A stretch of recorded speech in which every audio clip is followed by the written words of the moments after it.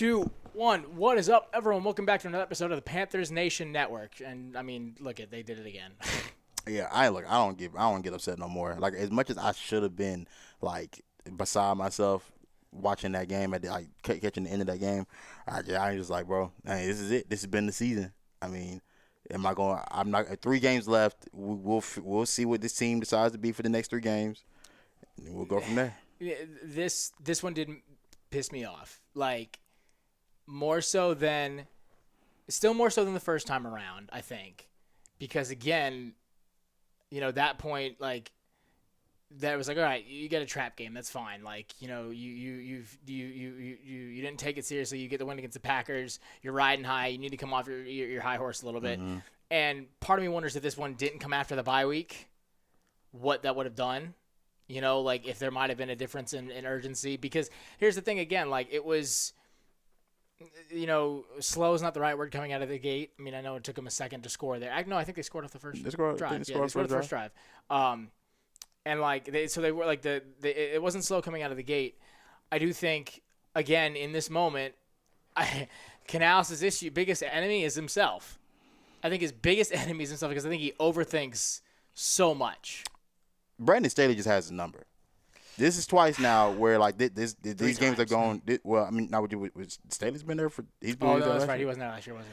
This is twice so far this year where first drive, come out, go down and score. Yeah. No issues. Then there is these long droughts in between. Yeah. And Staley just seems to have the beat on him. So and so does Tyler Shuck.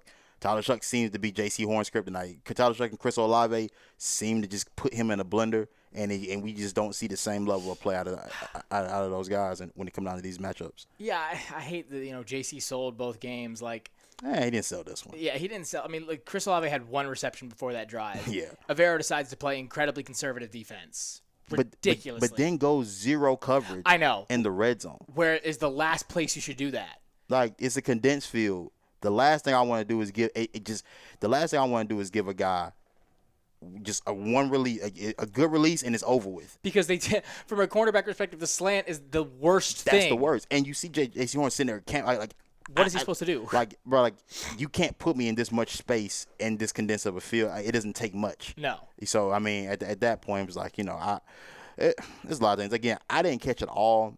Luckily, I was at the soccer. It was my mom's birthday over the weekend, so I was at the women's game.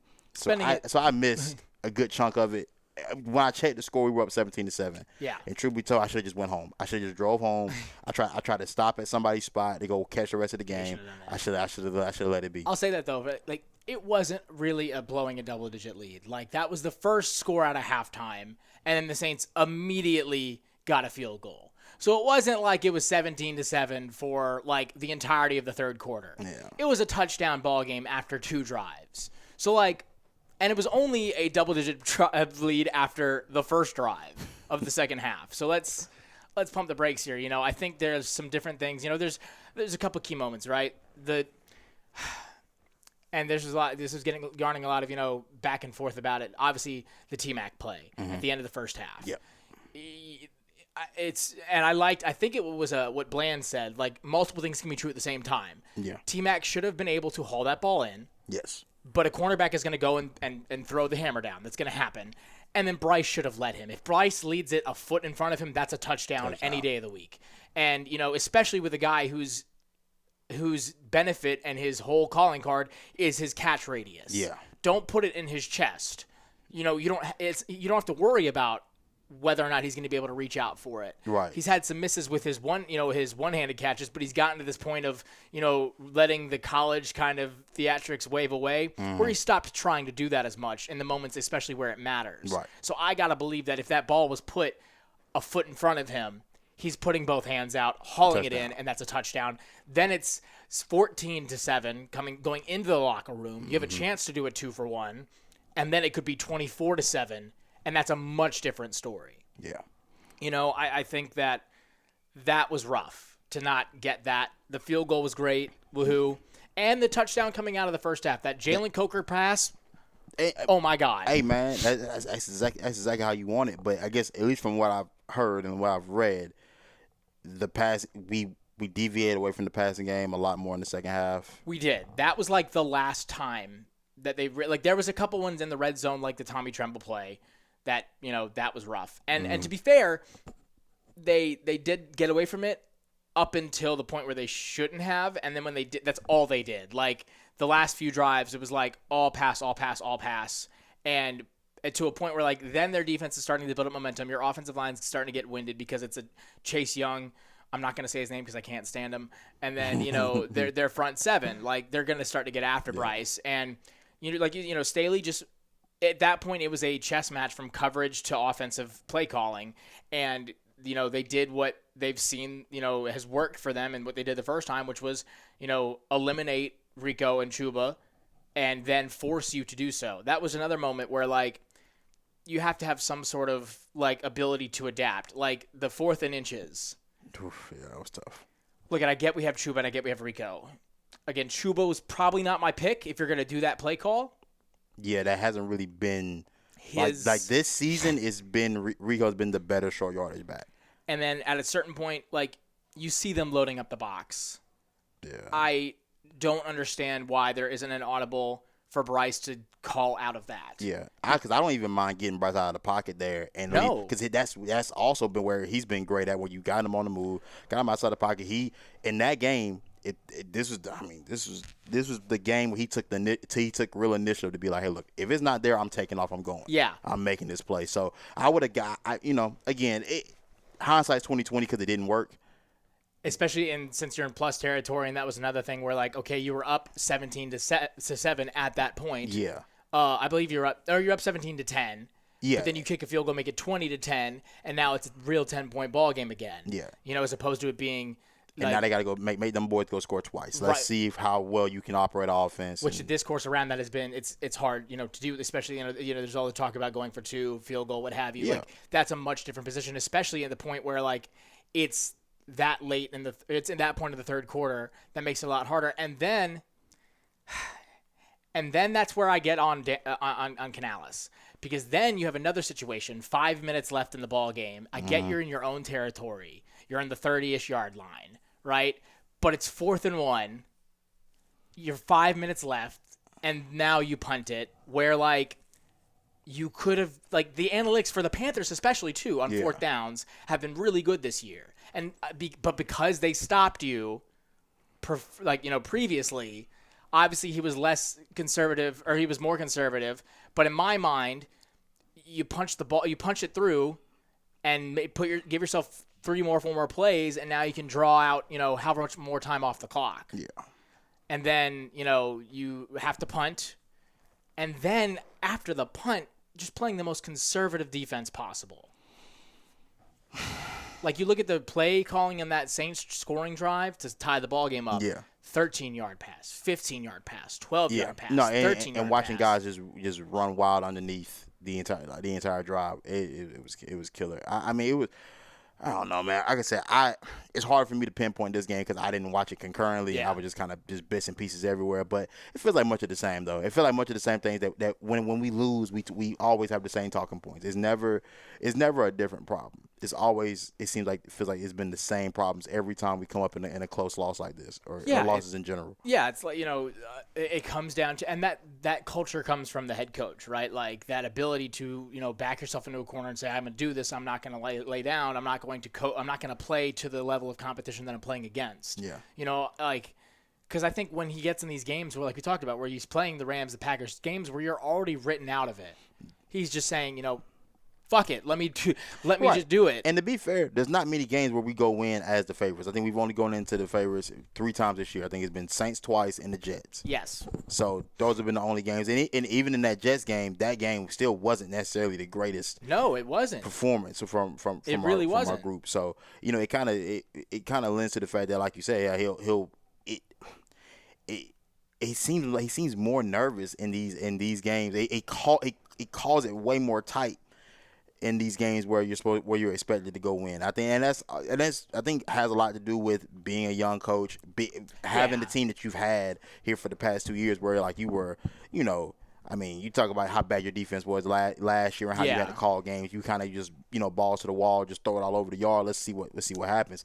This year, I think you kind of, I won't say magically, because I won't say magically, because this team did meticulously put this group together, and guys that they picked up have Yeah. been, like, there weren't any surprises about the guys that have played well. But now that you're in this position, all right, how do I go about playing it now? And you're still watching the guy that, if you look at so far his first 2 seasons so far, thus far, he's been the most successful head coach in Panthers history in terms of his first two seasons put together. So you think about, Yeah, no, you're like, right. he's gonna be. I think the only other guy that's better, he's gonna be probably Fox. Because Capers got to the championship, though. Oh, I'm tripping. I forget about Capers. Capers got to the championship. You know what? You know why I forget about Capers though? Because I wasn't there for it. Right. So Capers and Seafer, all them cats, I kind of just. But you also give Capers a bit. There's the expansion, asterisk, where it's a lot easier to have a put together team because you're getting the veterans from everybody else. From other teams. Like, you're not building this thing from, like, you weren't anything before this. Yeah. Like, you just kind of were just like, you get the clay, you mold it however. And you're not getting replacements. Like, you're getting your pick of your litter for teams that they could save whoever they wanted to, but you're still gonna get some ball players, right? And then there's that. But like, for a second year head coach. No, yeah. He has his team in the playoff. Like, you're right there in the thick of a playoff push. Yeah. I mean, regardless of what happened, what I'll say is you still control everything. You still get to go dictate what's about to happen. Go out there and go win some games. You're right. You think you're in it. Yeah, as far as it goes, it's still, and I was breaking down all of this, and it's kind of crazy. You still are obviously 2 games. A sweep against the Bucs will get you in. Because from what it looks to be, like, the divisional record, that, like, your record will be better than theirs, and divisionally it will be, I think, about just this, because they split with both the Falcons and the Saints. Yeah. So y'all are both 2-2 in the division. Yep. And so 2 wins will obviously guarantee the division. But even get this, a split, so long as you have to beat Seattle, though. Yeah. If you split with Tampa Bay. And then if you do that, and then I have to do the math on this, and I've done it multiple times. It goes from divisional wins to then apparently common wins over conference wins. So they beat the Cardinals. Yeah. They beat the Seahawks, but they beat the Cardinals and they beat the Seahawks, and then I believe they beat. There was one more team I think they beat that we didn't, but they lost to the Rams, and then if they were to lose to the Dolphins, we would have beaten the Dolphins, and I think there's one more. Maybe they didn't beat the Patriots. Hold on, let me double check this real quick. But yeah, apparently common record against common wins is the deciding factor at that level. Before it goes to conference wins, which is interesting. So because you are, going to play more than likely with the way the schedules work, you're going to play obviously the same divisions, but there's going to be different teams you play outside of that. They both, we both lost to the Bills. I want to say we both lost to the Patriots.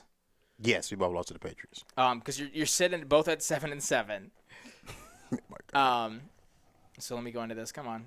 My Wi-Fi's being crappy. I'm surprised I'm even on Wi-Fi. Maybe. All right, here we go. Why is it taking me to this? That's crazy. Yeah, here we go. What was it? So, was it the other direction? So, yeah, they beat the Seahawks. Oh, they beat the 49ers. And they beat the Seahawks and the 49ers, but they lost to the Bills, lost to the Patriots, lost to the Rams. Now they beat the Cardinals. So that's their 3 that they've gotten over you is the Seahawks. Or so far, right now, all they have over you is the 49ers and the Cardinals, right? But if you were to get a win over the Seahawks, which you would have to for common win, then you would have that split because you've also beaten the Rams that they haven't beaten, and you beat. I think that was it for the common wins. You beat the Rams who they have not beaten, right? But if you were to beat the Seahawks who they have, and then they were to have lost to the Dolphins, that'll kind of negate that. Because then it would just be the 49ers and then the Cardinals. We both have wins against the Seahawks. If they were to somehow lose against the Dolphins, we'd be tied there too. Each with 2-2 in common wins. Then it would go down to division wins. Conference win record. And because they lost to the Eagles, but we beat the Cowboys, they're 5-4 right now. They're 5-5 right now. We're 5-4. in conference games because that includes divisional games. So then you would potentially get your win over them in the playoffs, even if you split with them, if you were to beat the Seahawks and they lose to the Dolphins. But it basically comes down to you got to win 2 games at the least. And and then they got to lose 2 games. But you control your own destiny more so by beating them twice. It's fun. As fun as I said this was, like, I think the last time we recorded, boy, it's stressful. It is. It is stressful as hell. But again, I still rather have this than the season been over in November. You know, so I mean, It is, right? so I will say I don't even have any real thoughts about this Tampa Bay game. I will say I think the New Orleans loss kind of I wasn't as I haven't crashed and just been like, oh my God, the season's just Yeah. the third. It's just I don't know. I just don't know. You give me nothing to make to I have no idea what to make of this team. Now I know we won't be favored in any of the games we play. It remains. No, and rightfully so. We probably I mean, no, be. we've butchered everybody's parlays Yeah. by now, and so I would never pick us to win anything. But But funnily enough, to your same point, like, yeah, that watching that Saints game really demoralized, like I said, we've asked for just consistency, but to a point, they have been consistent, right? Because outside of the 3 straight wins, we talked about this, they have not won 2 games in a row, and they have not lost 2 games in a row. They have gone back and forth the entirety of the season. So if pattern would ring true, then you lose to the Bucks. I mean, I'm sorry, you beat the Bucks because you just lost, then you lose to Seattle, and then you beat the Bucks. which for television purposes would probably be the way I wanted to go from the NFL. Oh yeah, Yeah. you want week 17 to be for the I NFC want South. week 17 to be for the South, and that team earns a home playoff game. And whether they go to the playoffs and get smacked the first round, who cares? Yeah, But because at that point you're more than likely going to be playing the Seahawks, right, which again, truth be told, we discussed this last time. If there is a scenario of how I want this thing to play out, I'd rather obviously sweep the Bucks, lose to the Seahawks, absolutely. get them boys back in the bank, and let's run it back. Yeah, 'cause let's see if you can beat us twice. Exactly, because that's so hard to do. It's very hard. And not only twice, but twice at our place. At our play, yeah. That's So, a whole extra thing. And so with yeah, a playoff atmosphere, I know. Here's the thing: I trust our fan base. If they get a playoff game, I know for a fact the way the city's gonna rock is gonna be crazy. for tickets that you couldn't have bought, at the beginning of the year, like Seattle fans couldn't have just like poured into. Right. Like giving them that time, taking that time frame away from them, allowing it for like a home and playoff environment for, a team that hasn't had that in 10 years. It's been a decade. It's gonna be look. And here's the thing about the Panthers in the playoffs. The one thing nobody can ever say is that this fan base doesn't show up for playoff games. If there's a chance to go win a championship, this fan base will show up, and I can't wait to see what it's like. You know what I'm saying? Because I won't say either which way how I think this is gonna go, but I would love to see this fan base get a shot at the playoffs and see just how crazy this city would go for a playoff push. Especially against Seattle too. We talked about. Oh my God, like that's been the true real rival. That's our only true rival. Right, and and I can hear the all the other fans like, oh yeah, but like to be really honest, this is our rivalry game. Like this is the game. This is the team that we knew. Hey, if we beat them, we're headed towards a championship. We knew that this is going to be the most physical game you're going to play all year. Yeah, it really gave the same. It gave the same mindset of like a old school Pittsburgh Baltimore game where like, bro, it's going to be a black and blue game. Yeah, or even like a Tennessee Baltimore game, like exactly how it was going to play out to the point where like, yeah, you could because we talked about the ball that is played in the NFC South is a different style than played in different divisions, and especially considering the NFC West. Yeah, and to be the fact that would be, like I said, the first home playoff game in 10 years, and that game and the not the last home game outside of the NFC Championship, but the last home game, for the Panthers in the playoffs was Seattle. Yeah, outside of the NFC Championship. Exactly, and man, like. And look, Sam Darnold hasn't won a playoff game yet in his career, right? No. So because I don't think they even did. He made the playoffs with the Vikings last year. They got smacked. Yeah, they got mollywop. But I would love to see Sam Darnold have to come try to get a win in the bank for a play like that. In the playoffs, I would love to see that. And it's funny because you're like, well, hold on, like don't put the cart before the horse. But like there's no telling. There's no telling. I have no choice but to I can at least fantasize. There's 3 weeks left. And I'm not going to do mock drafts. No, I mean, we're past that. We're well past that. So I'm thinking playoffs. I don't know if anybody else is thinking anything else, but the only thing I'm thinking is about the playoffs, what we can, how we're going to get there and what we're going to do when we get there. Now, of course. Now, obviously, it has to be handled first, but, And it's, funnily enough, coming down at the hands of, Baker Mayfield and Sam Darnold on the other side. And, of course, in true Panthers fashion and in true Buccaneers fashion and in true Mike Evans fashion, coming back into his health and then had a monster game. Oh, killed. Ridiculous. He killed. To come off of an injury and put up that performance. He killed. Even in a game where they lost. Now, I will say this, though, too. Before it was a UDFA that you did this against. It did. And I do want to preface that because the same way that I had to hear Falcons fans talk about Drake London's performance against Shamar Bartholomew. Correct. I'm glad you're back and healthy, Mike Evans, but I'm not. But let's see how JC can do. Right. Let's see how JC does. Even Mike Jack had a great game too, and if it wasn't for Christian Roseman having a little bit more, hand-eye coordination, that peanut punch would have. Because that was on the drive, I think, where they got the field goal to make it 17-10, if I'm not mistaken. I believe it was on that drive where they did so because, I think back to that. I'm not going to talk about the refs, but I mean, no, yeah, absolutely. Because I mean, the very few plays I got to watch of this game because I spent most of it on the road trying to get somewhere to watch the game. I saw the T-Mac reverse catch, the catch that was reversed, which was a catch. I don't know, because what is control at this point? Because he had both hands on it, and that used to be control, right? Whether it touched the ground or not. So provided you had the ball in your hands, right? The ground didn't aid the catch. He maintained position even when one hand came off. He maintained position with the other hand, grips the ball, holds it up.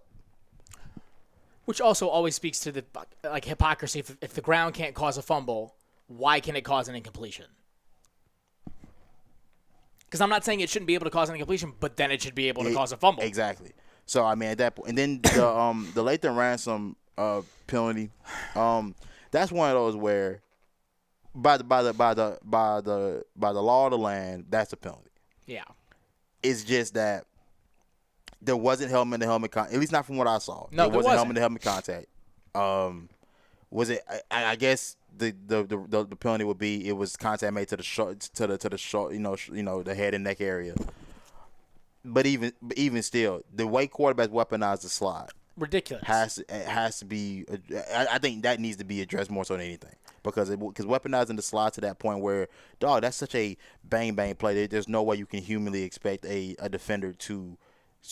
Hey fam, if you're gonna slide, you better give that up because if you're sliding, you can't then fight for field position at that point. Especially and the same way where if they were to give themselves up on the sidelines and they get pushed out of bounds, it's nothing. It's nothing. So I'm like, if I'm showing you I'm running out of bounds, you can still shove me to the damn bench and nobody calls it. But if I suddenly decide I want to drop down in the middle of the field and try to slide. And then even then, to be honest, that penalty is going to get called every time. And to be really honest, knowing that kid and seeing Charlie Smith and seeing how he was kicking in the pregame and what we've heard about him, he was making that regardless of the 15 yards, in my opinion. I don't want to give you 15, though.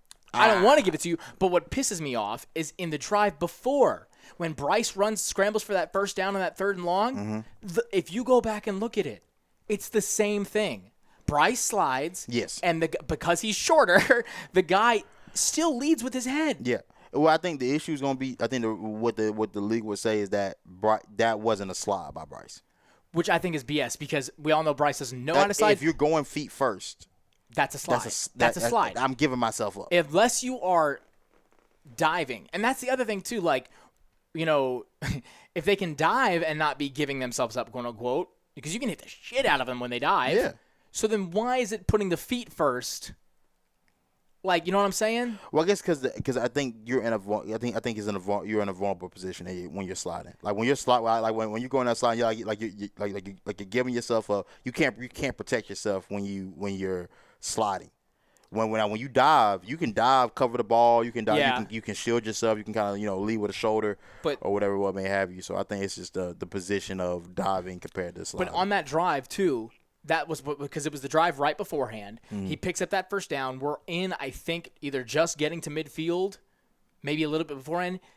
An extra 15 off of that puts you in field goal range, but instead you get 2 sacks, knock you out of field goal range, and now you're, giving them the ball back, punting in close territory. So, like, if you're going to call one, call the other, right? Like, that's I do not, like, everyone wants to get their calls, and everyone thinks they're spurned by the refs, but, like, and especially then when you come out, and then I still don't know if it's real or not, and I haven't gotten, like, I don't think we got any sort of indication from the NFL, like, from the Panthers to say it, but, like, supposedly, they came out and said that should have been the T-Mac catch should have been the catch. Yeah. Which, I mean, that one I was positive on. And at that point, don't tell me that.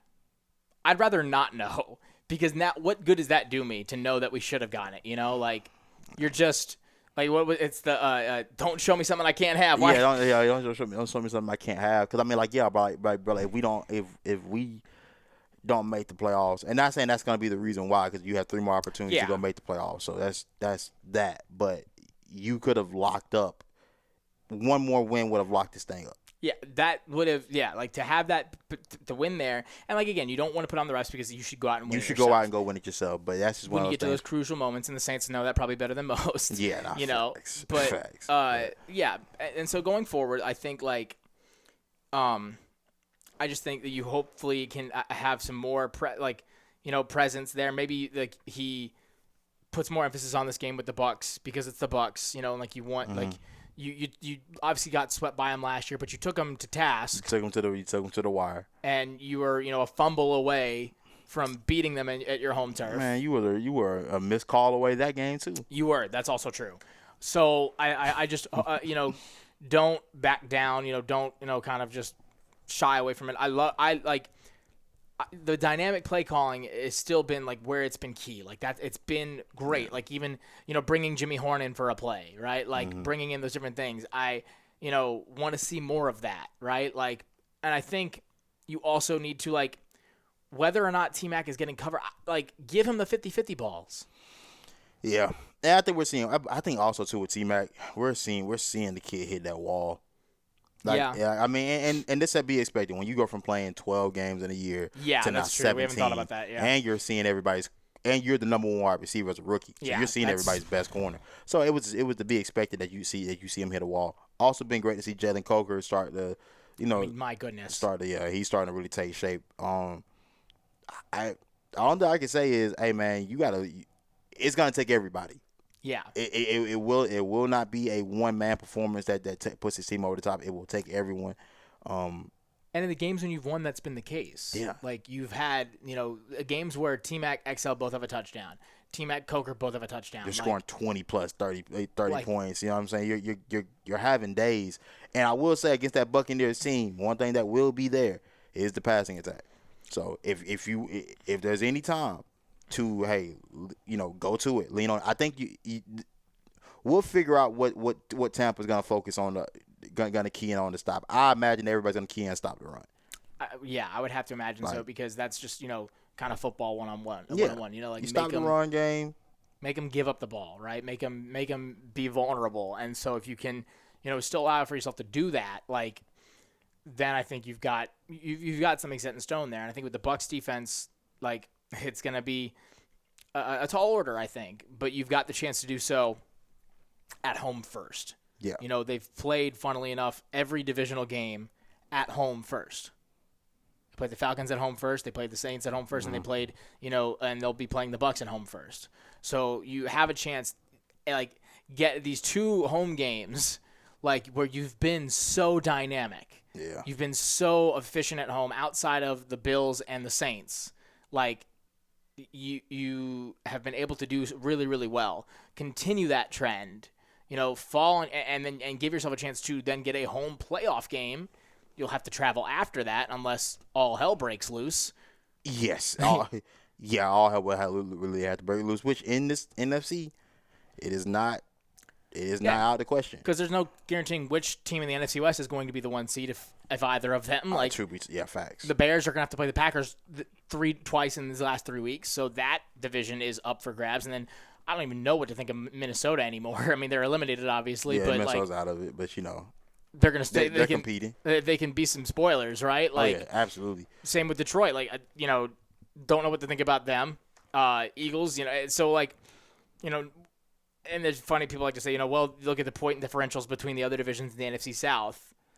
Okay, but you only have to worry about point differentials one time each game. That's all you have to worry Point about. differential ain't never won nobody a Super Bowl, big dog. As I can tell you, Until the Super Bowl itself. Yeah, until the Super Bowl itself, bro. Like, yeah. So I'm not super pressed about that. It's just like continue to mold your identity, right? Like continue to do so, and don't like be successful without losing what you've built so far. Right. And I think that's what Canal starts to get away from sometimes, is like abandoning what has done well for them.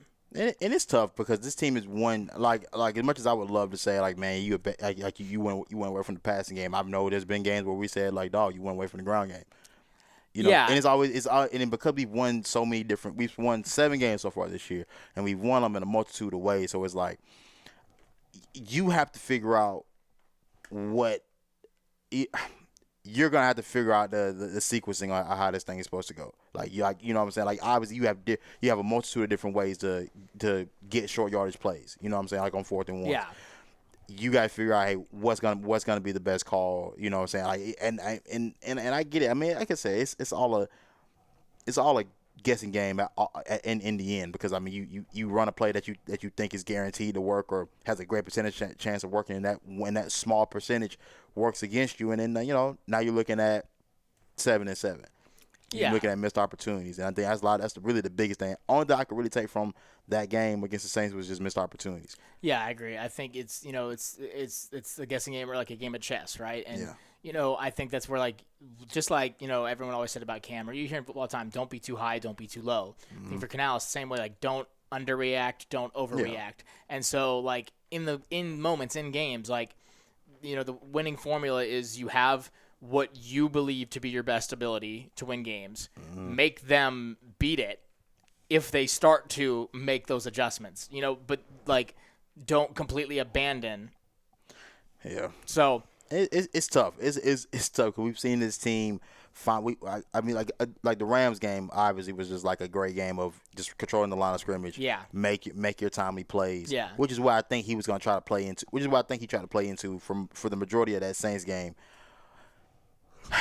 It's tough because then you have the Atlanta game. Right. Then you'll have Bryce is dealing the ball. So I mean, for these next couple weeks, for these next 3 weeks, just trying to figure out what that's going to be. I have no clue as to what I think is going to happen.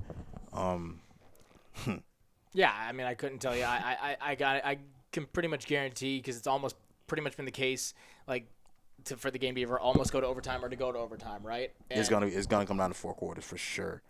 I could see it going to overtime, to be really honest. Like they've done that multiple times, when especially, I mean, and to the Bucs they did it last year, at home, and there's a chance to do so. I think if we're going back into the record books, I think I had myself picking us for a win for this game, because funnily enough, I think we almost called it ahead of time, which we had no basis to, because the year prior I don't think our home schedule was great in the slightest, No. But this time around our home schedule has been what's kept us in. If you look at those wins, the Jets and the Packers, and then of course the Falcons are your only road wins. The other 4 are the ones at home.